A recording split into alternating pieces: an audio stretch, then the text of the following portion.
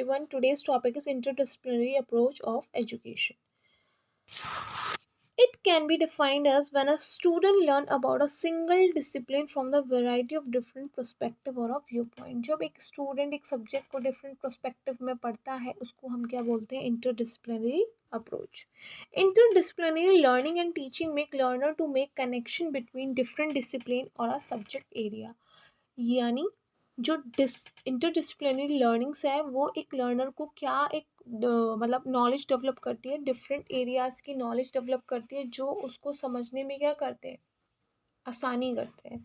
That's why in one discipline we have studied different aspect of society as well as. For example, जब हम BEd हम MEd में पढ़ते हैं तो हम क्या पढ़ते हैं, सोशोलॉजी, साइकोलॉजी, फिलोसफी और आपका anthropology. These are the subject which we study in education subject.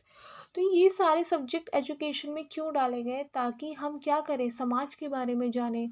Psychology में क्या है, साइकोलॉजी में हम माइंडसेट के बारे में जानें. एंथ्रोपोलॉजी में डेवलपमेंट के बारे में जानें ह्यूमन. और फिलोसफी में क्या है, एक आइडिया डेवलप हो.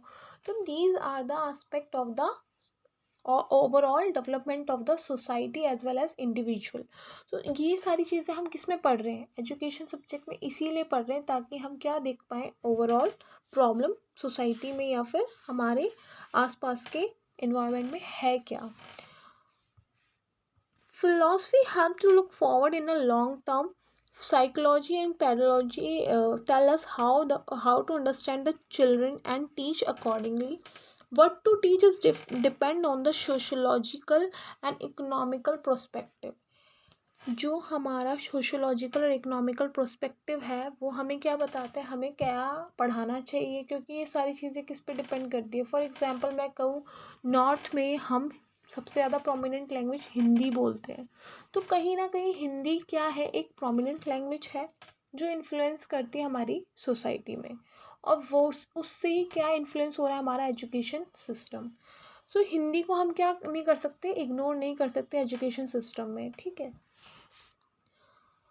इंटरडिसिप्लिनरी अप्रोच ये है आपकी एजुकेशन किस किस से रिलेटेड है, एंथ्रो से, साइकोलॉजी से, सोशोलॉजी से, फिलॉसफी से. अब आ जाते हैं philosophy and education. We already know philosophy and education are also known as two side of a same coin, and philosophy is a layman and education is defined as a blind man. अगर हम कहें philosophy education के बिना क्या है, अधूरी है. और एजुकेशन भी क्या है, फिलॉसफी के बिना अधूरी है. दैट्स वाई कि हम क्या कह सकते हैं कि philosophy and education are interconnected and interdependent and sometime overlap each other. Philosophy is a theory and education is a practical and dynamic subject. Philosophy यहाँ पे क्या है, थियोरेटिकल सब्जेक्ट है जो मैं थियोरेटिकल नॉलेज देती है, एक आइडिया डेवलप करती है. वहीं एजुकेशन क्या है, एक डायनेमिक प्रोसेस है जो कह सकते हैं मोर एरिया कवर करता है.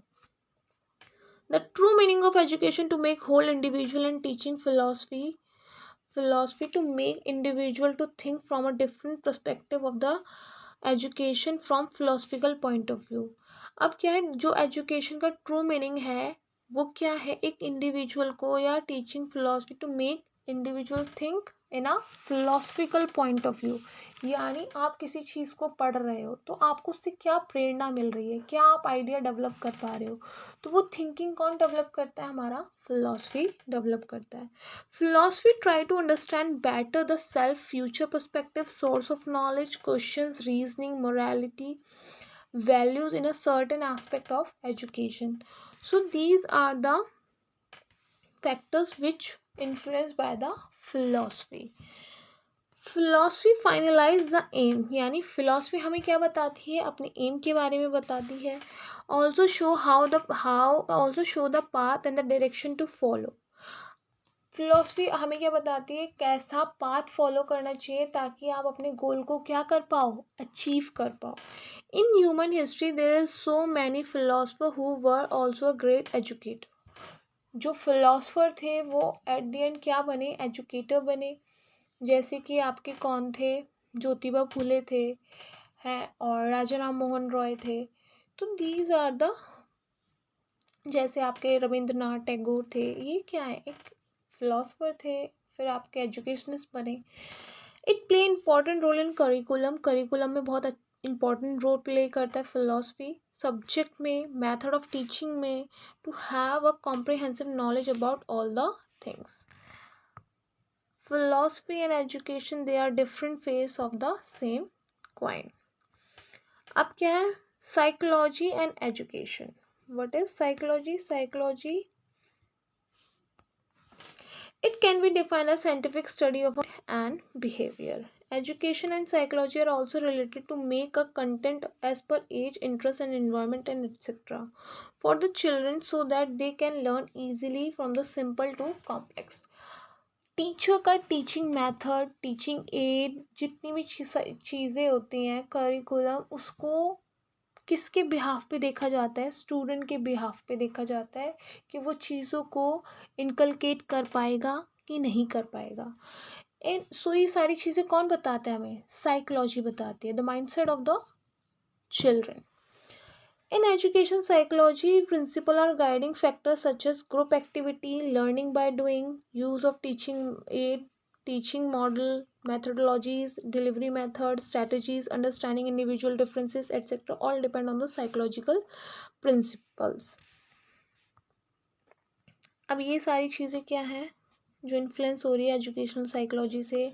Engaging children, individual difference, motivations theory, different assessment, cooperative learning. These are the factors which influence the education and psychology.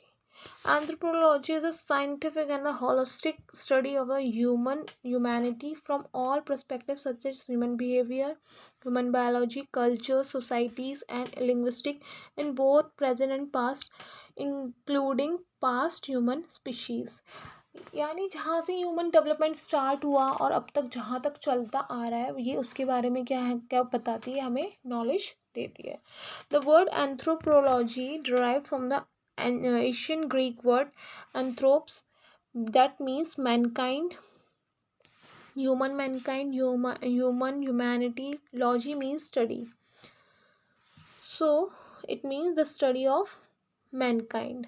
Anthropology and education, अब ये क्या है, इंटरलिंक कैसे हैं? Education make an individual to understand self and also make them adjust as per the society by understanding the human being better.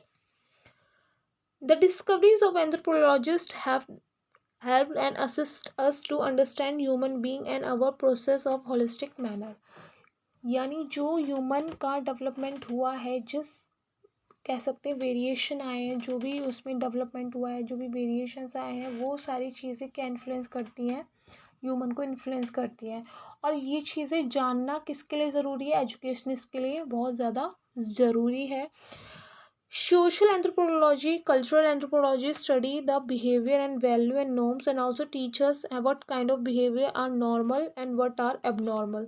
So anthropology हमें क्या बताती है कि जो कौन सा बिहेवियर हमें नॉर्मल कैटेगरी में कैटेगराइज करना है और कौन सा एबनॉर्मल कैटेगरी में.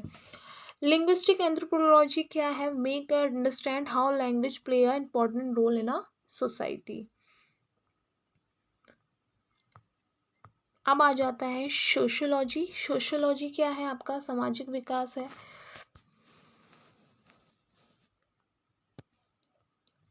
Sociology can be defined as a study of human social behavior, their interaction, culture in everyday life, and it is the science of a fundamental laws of social behavior, relation, and institutions, etc.